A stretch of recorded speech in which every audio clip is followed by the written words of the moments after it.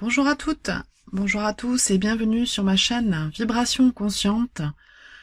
Nous allons explorer les tirages de cartes pour le mois de mai 2025 par signe astrologique. Comme vous le voyez, je vais utiliser le tirage des 12 maisons astro avec le Moonchild version akashique. J'irai compléter certaines cartes avec le mini tarot de Marseille et je vous donnerai, je tirerai une carte de guidance en fin de vidéo avec l'oracle de la rose.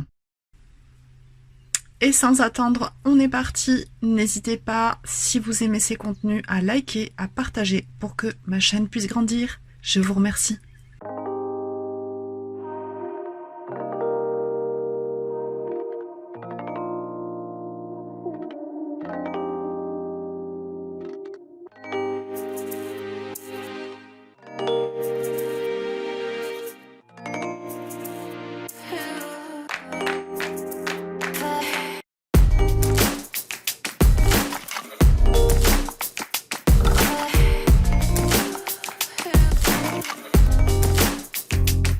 Et voilà les cancers, bienvenue sur votre tirage du mois de mai 2025.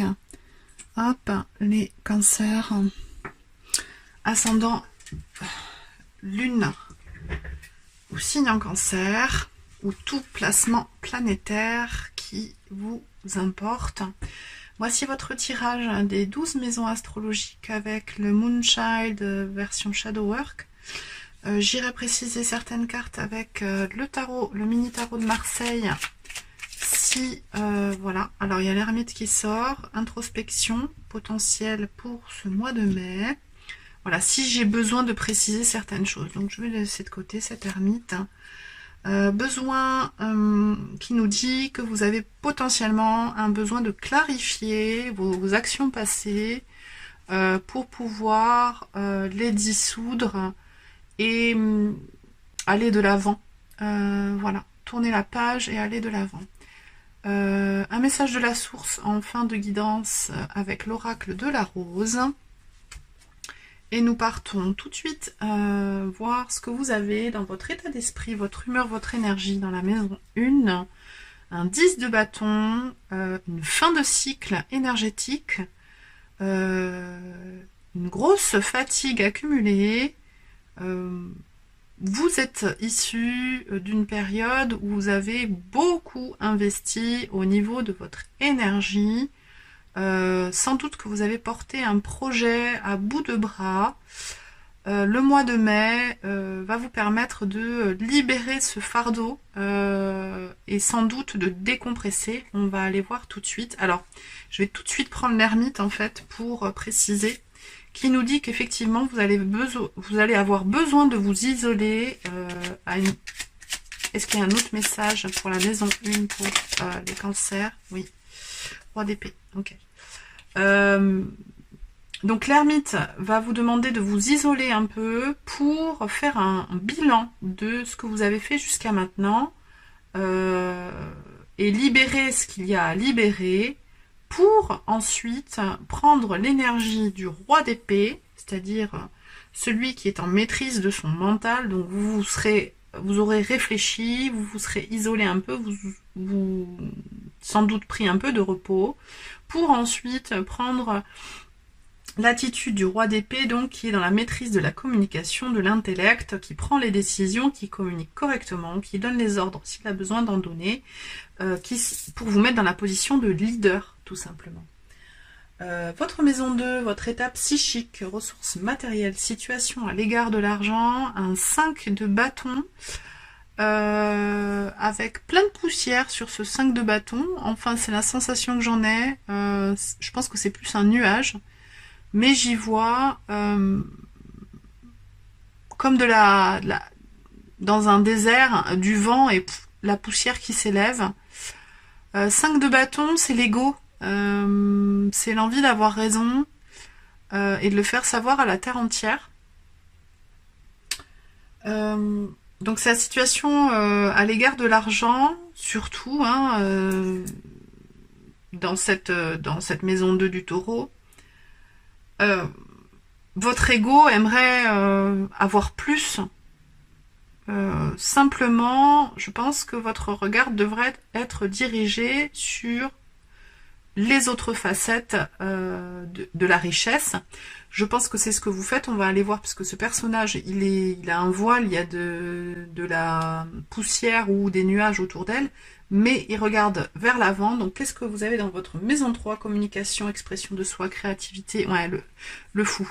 Donc, c'est superbe, c'est-à-dire que vous allez, et les deux cartes se regardent. En fait, votre ego va vous pousser à prendre des décisions pour aller chercher quelque chose que vous ne connaissez pas, entre guillemets faire un saut dans le vide comme le fou, souvent comment il est illustré dans le Rider-Waite, sans avoir tous les tenants et les aboutissants en main, parce que c'est pas possible tant qu'on n'est pas dans l'action. En fait, ça va vous pousser, cet ego va vous pousser à repartir dans l'action, potentiellement à prendre des risques. C'est peut-être ce que vous allez c'est peut-être la sensation que vous allez avoir. Et en fait, ça va vous donner aussi cette impulsion d'aller vers l'avant, vers le non connu. Ça va vous donner des solutions créatives que vous n'auriez pas eu nécessairement si cet ego ne s'était pas réveillé. Dans la maison 4, votre maison, les cancers, la maison la plus yin du zodiaque, vous avez l'arcane majeur de la lune, c'est-à-dire le luminaire. Donc vous rayonnez votre propre énergie de façon puissante, intuitive. Vous êtes à l'écoute de vos intuitions. Et ça vous permet de prendre les bonnes décisions. Je reviens sur la créativité, l'expression de soi, la communication, là. Vous réussissez à prendre les bons risques parce que vous êtes connecté à votre intuition. Maison 5, celle du lion, la maison la plus yang, qui représente donc votre vie affective, les enfants, la guérison de votre enfant intérieur. Vous avez le 5 de coupe. Ouais, potentiellement, ça fait écho à votre énergie, votre fatigue dans votre énergie, votre état d'esprit, une insatisfaction émotionnelle au niveau yang, au niveau actif, au niveau dans votre côté masculin. Alors, je réfléchis parce que vous avez dans la communication, vous avez le fou. Donc, je vais prendre une carte pour préciser ce fou. Allez, des précisions concernant l'énergie du fou dans la communication, l'expression de soi, la créativité pour les cancers. Ça sera celle-ci, la dernière. As de bâton. Il y a quand même, voilà, vous savez qu'il faut impulser cette nouvelle création, cette nouvelle énergie, mais c'est dur physiquement et émotionnellement. Il y a une espèce de lassitude. Ras-le-bol de retourner au charbon en fait, hein. Il y a quelque chose comme ça. On va aller voir dans le quotidien ce que vous avez avec dans la maison de la Vierge. Moonchild, ouais, grosse connexion intuitive encore, hein. Vous avez le fou, vous avez la lune, pardon. Et Moonchild, c'est une des 3 arcanes majeures en plus qu'il y a dans ce jeu. C'est l'enfant de la lune, c'est vous, c'est le cancer. Et vous l'avez dans le quotidien. Beaucoup d'intuition. On va aller voir ce que ça donne dans le relationnel, dans les contrats qui vous lient aux autres, vous et les autres. Ce que ça donne un cavalier de bâton.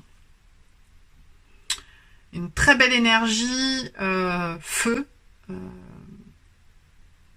Vous avez envie d'y aller en fait. Malgré la fatigue, malgré l'incertitude, cette espèce de lassitude, vous avez la combativité pour continuer à faire du lien, à créer des relations. C'est la vie extérieure à vous-même, hein, vous y mettez beaucoup d'énergie.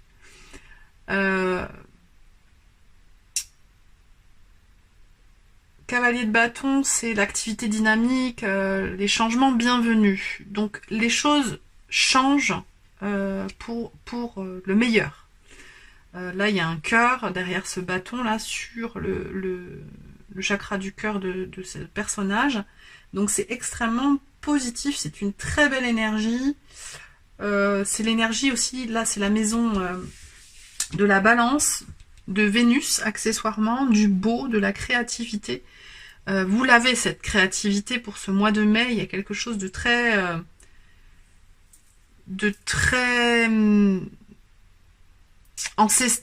d'ancestral, en fait, dans votre énergie. Primaire, quelque chose de très primaire. Dans la maison des transformations, la maison du Scorpion, la grande prêtresse, on a énormément d'intuition. C'est impressionnant. Donc pour le coup, la grande prêtresse, c'est celle qui fait le lien entre, je vais le dire vulgairement comme ça, entre la vie dans la matière et la vie et le vibratoire. Et vous êtes dans le vibratoire. Alors vous êtes dans le vibratoire, vous êtes le vibratoire.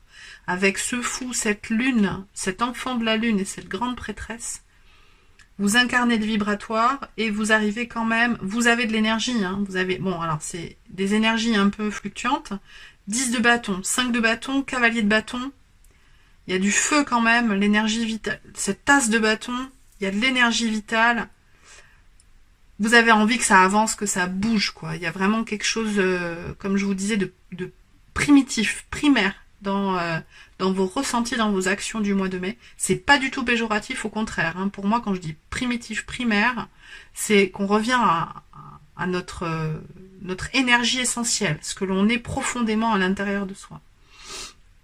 Dans la maison 9, c'est du Sagittaire, rapport à la spiritualité, le magicien. Waouh!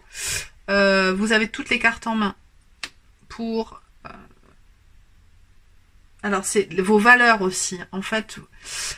vos valeurs sont extrêmement riches. Ça peut être les formations aussi, mais je pense pas que ce soit le moment pour vous. Mais les formations longues, ou alors vous êtes encore en période de formation. Vous êtes peut-être étudiant, ça fait déjà plusieurs années que vous donnez énormément d'énergie, mais voilà, et c'est peut-être aussi, voilà, comme j'ai du bâton, c'est l'énergie vitale. Hein, donc quand on est jeune, on a plus d'énergie vitale. C'est peut-être voilà un tirage qui est dédié aux jeunes adultes, aux étudiants ou aux personnes qui ont repris une formation longue et qui se nourrissent de ça et qui ont besoin de créativité pour créer leur nouvelle vie. Et vous y arrivez parfaitement puisque vous avez ce magicien qui est en capacité de gérer la matière, l'intellect, les émotions et l'énergie vitale pour arriver à bon port. Je dis bon port parce que c'est les voyages sur les grands voyages. Donc potentiellement un déménagement à l'étranger, une immersion à l'étranger, un semestre à l'étranger, l'installation de son activité ailleurs qu'en France. Ça peut être ça.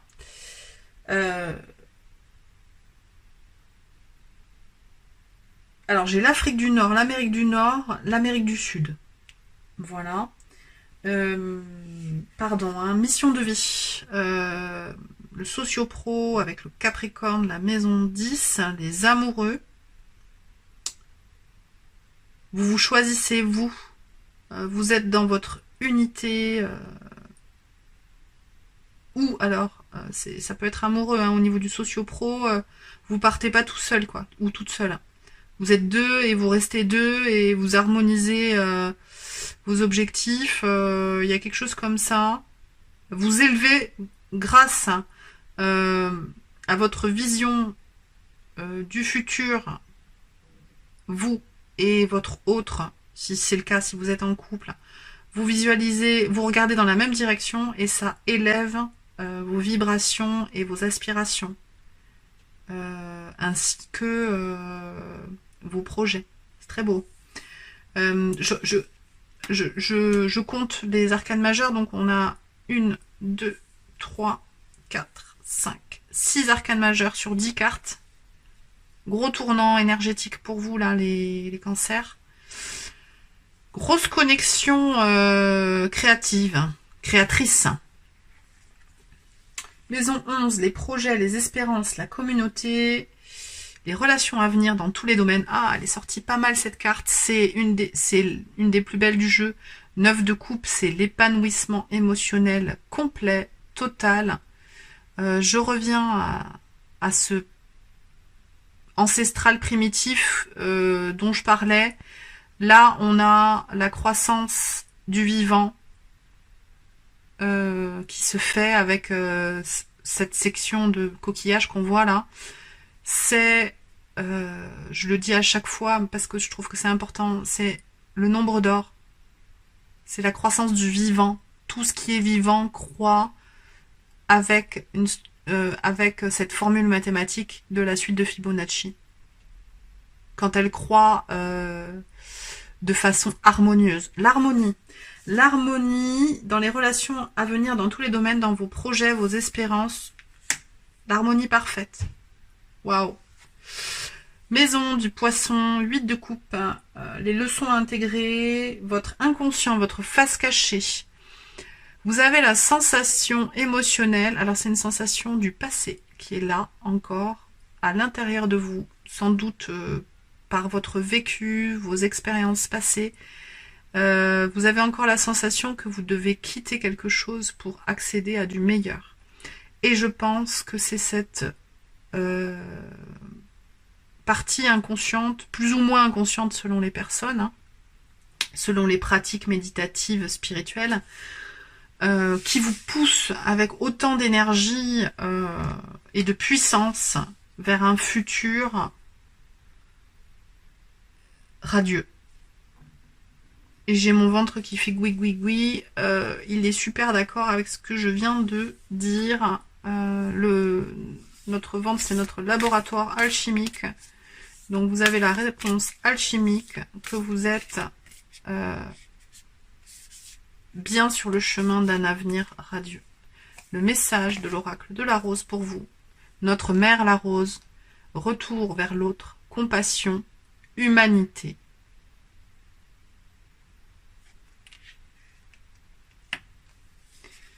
Alors cet oracle, il est très clair, c'est dommage parce qu'on ne voit pas tous les détails, parce qu'il est un peu trop clair.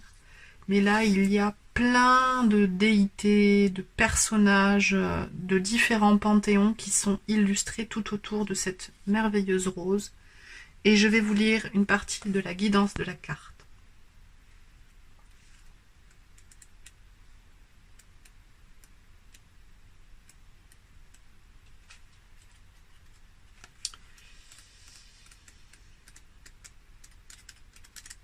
Ah, je l'ai, excusez-moi, c'était pas dans l'ordre alphabétique, du coup j'étais un petit peu perdue. Alors je l'avais, je vais la retrouver.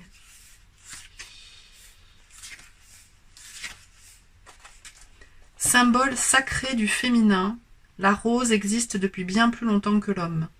Dans les temps anciens, ces guirlandes auréolaient les statues des déesses mères qui l'adoraient. Nous sommes tous ses enfants. Elle nous relie et nous unit. Si nous plongeons dans nos racines, peut-être retrouverons-nous le chemin qui nous conduit les uns vers les autres. Nous vivons une époque de grande division, d'apprentissage et de désapprentissage. Nous réparons ensemble le fil de l'humanité. Cette carte évoque le retour à l'unité en affrontant ce qui a été brisé, dissocié et rompu. Afin de prendre conscience de votre humanité et du mal accompli, vous devez reconnaître aujourd'hui ce qui est arrivé et vous efforcer de trouver un moyen de revenir vers autrui. Il est possible pour deux personnes de vivre simultanément une expérience distincte, mais néanmoins réelle. Notre mère la rose aspire à ce que l'humanité abandonne ses défenses. Elle attend que vous tendiez la main avec sincérité et compassion, que vous affrontiez et éradiquiez la tristesse, la colère et la douleur de vos cœurs avec l'aide de sa grâce, que vous plongiez profondément dans vos racines jusqu'à trouver un terrain d'entente. Le message de la rose, je vous prie, notre mère la rose, de me montrer comment retrouver le chemin qui nous conduit vers elle, la terre et les autres, de m'aider à reconnaître mes difficultés et à emplir mon cœur de compassion pour tous. Voilà les cancers, j'ai terminé. Je vous remercie de m'avoir regardé jusqu'ici. N'hésitez pas à liker, partager, m'envoyer un petit mail si vous en avez envie. Et je vous dis à très vite pour de nouvelles aventures. Ciao, ciao!